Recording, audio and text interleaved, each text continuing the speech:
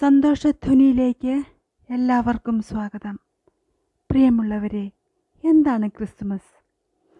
ക്രിസ്തുവിൻ്റെ ജനനം സുവിശേഷത്തിൻ്റെ ഒരു നിർണായക ഭാഗമായതിനാലാണ് നമ്മൾ ക്രിസ്മസ് ആഘോഷിക്കുന്നത്.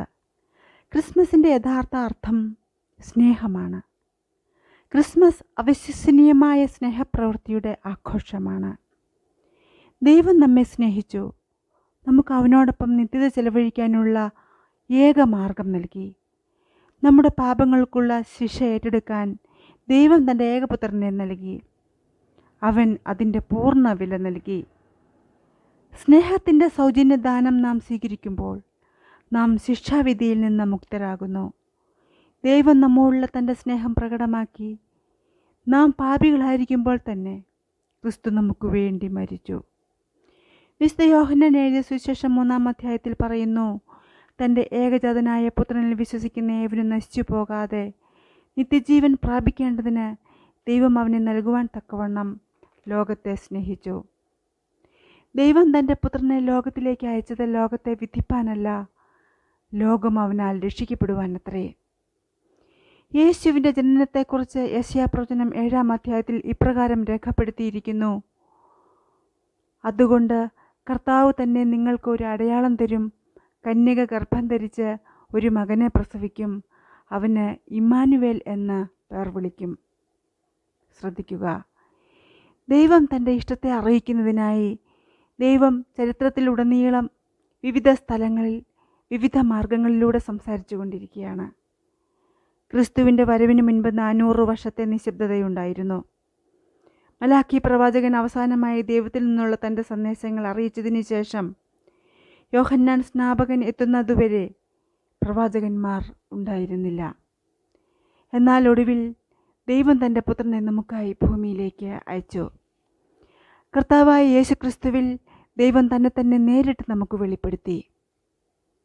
യേശുക്രിസ്തു ജീവനുള്ള ദൈവത്തിൻ്റെ ദിവ്യപുത്രനാണ്. ദൈവത്തിൻ്റെ സന്ദേശം പ്രഖ്യാപിക്കുക മാത്രമല്ല, അവൻ ദൈവത്തിൻ്റെ സന്ദേശമാണ്. ദൈവത്തെ നമുക്ക് മനസ്സിലാകുന്ന വിധത്തിൽ വെളിപ്പെടുത്താൻ യേശു വന്നു. എബ്രായ ലേഖനത്തിൽ യേശുവിനെക്കുറിച്ച് ഇങ്ങനെ പറയുന്നു: ദൈവമഹത്വത്തിൻ്റെ പ്രഭയും അവൻ്റെ സ്വഭാവത്തിൻ്റെ കൃത്യമായ പ്രകടനവുമാണ് പുത്രൻ. അവൻ തൻ്റെ ശക്തിയുള്ള വചനത്താൽ സകലത്തെയും നിലനിർത്തുന്നു. പാപങ്ങൾക്ക് ശുദ്ധീകരണം നടത്തിയ ശേഷം അവൻ ഉയരത്തിൽ മഹിമയുടെ വലതുഭാഗത്ത് ഇരുന്നു. വിശുദ്ധ യോഹന്നാന്റെ സുവിശേഷം യേശുവിനെ മാംസമായി നമ്മുടെ ഇടയിൽ വസിക്കുന്ന വചനമായി വിവരിക്കുന്നു. ദൈവം എങ്ങനെയുള്ളവനാണെന്ന് അറിയണമെങ്കിൽ യേശുവിനെ നോക്കുക.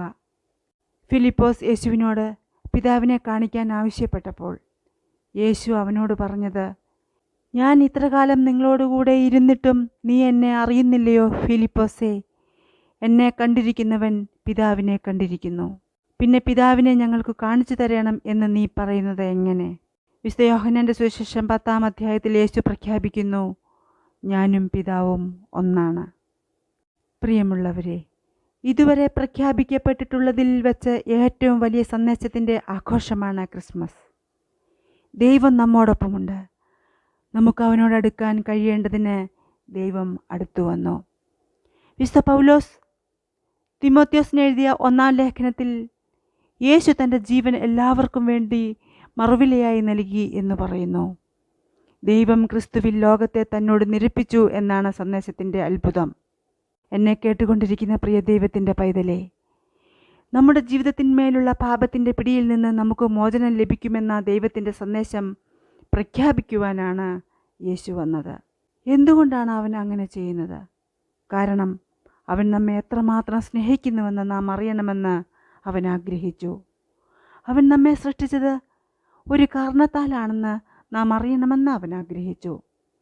നാം ദൈവത്തെ അറിയാനും സ്നേഹിക്കാനും വേണ്ടി. നമുക്ക് പ്രാർത്ഥിക്കാം. ദൈവമേ, സ്വർഗീയ പിതാവേ, ഈ വിശുദ്ധവും പവിത്രവുമായ നിമിഷത്തിൽ അങ്ങ് പരിശുദ്ധാത്മാവിലൂടെ ഞങ്ങളുടെ ഹൃദയങ്ങളോട് സംസാരിക്കുന്നു.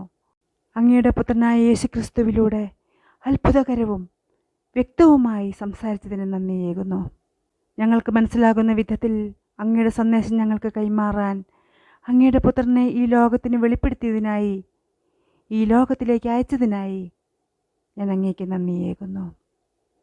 അങ്ങയുടെ സ്നേഹത്തിനും കൃപയ്ക്കും ഞങ്ങളുടെ മേലുള്ള അങ്ങയുടെ സംരക്ഷണത്തിനുമായി നന്ദി പറയുന്നു.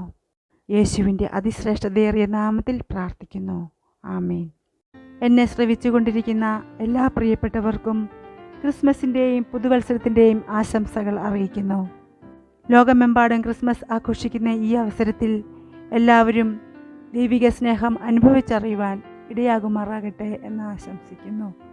ക്രിസ്തുവിലുള്ള നിങ്ങൾക്ക് സമാധാനം ഉണ്ടാകട്ടെ.